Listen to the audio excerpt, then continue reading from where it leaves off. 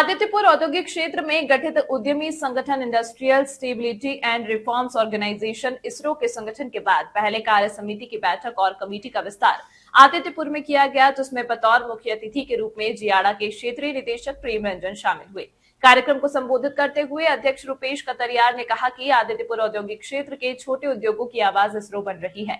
अब तक 300 से भी अधिक नए सदस्यों को जोड़ा जा चुका है। आगे आने वाले दिन में यह आंकड़े दोगुना होंगे। इसको इन्होंने कहा कि औद्योगिक क्षेत्र में बड़े उद्योगों की समस्याओं को उठाने के लिए कई संगठन है, लेकिन छोटे उद्योगों की समस्या को उठाने वाले संगठन की कमी थी, लिहाजा इसरो का गठन किया गया है। कार्यक्रम में मुख्य अतिथि के रूप में मौजूद जियाड़ा के क्षेत्रीय निदेशक प्रेम रंजन ने कहा कि वर्तमान में आदित्यपुर औद्योगिक क्षेत्र में कई सक्रिय उद्यमी संगठन हैं, जिनके बीच कार्य को लेकर द्वंद्व है।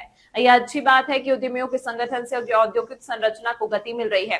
प्रेम रंजन ने कहा कि दशकों से आदित्यपुर औद्योगिक क्षेत्र में उद्योग संचालित करने वाले उद्यमियों के सेकंड जनरेशन को भी सशक्त होकर औद्योगिक विकास के क्षेत्र में आगे बढ़ाना होगा। चौधरी जी ने 2-3 बातें कही थी, उसमें एक महत्वपूर्ण बात ये था कि आजकल पढ़े लिखे लड़के और सेकेंड जनरेशन के लोग नहीं आ रहे हैं।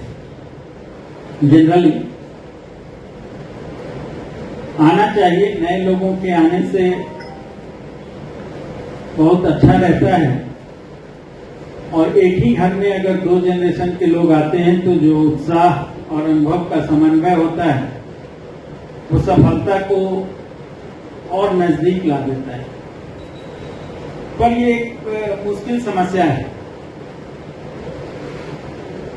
हम सब लोग, कुछ लोग राजनीतिक विचारधारा में, कुछ लोग निजी रूप से परिवारवाद के विरोधी हैं, पर कुछ जगहों पे परिवारवाद भी चल रहा है और नहीं आने से दुख भी हो रहा है। बच्चों को आना चाहिए।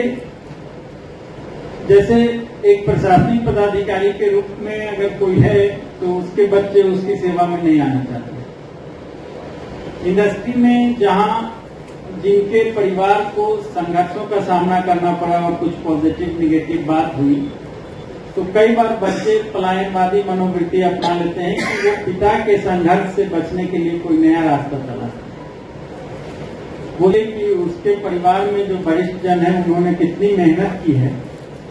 सफलता अलग अलग तरीकों से लोगों को मिलती है। अगर आप रिजल्ट को न देख के संघर्ष को देखेंगे तो मुझे लगता है कि हर आदमी अपने माता पिता और जो घर के वरिष्ठ जन हैं उनके साथ जाना चाहेंगे। क्षेत्र में एक संगठन की जो संरचना हुई है इसरो के नाम से, हम लोग मुख्यतः फोकस कर रहे हैं कि छोटे छोटे उद्यमियों को जो उनकी समस्याएं हैं उनका आवाज बनकर के हम लोग सरकार तक अगर व्यवस्था तक जाए और उनको एक समाधान दें।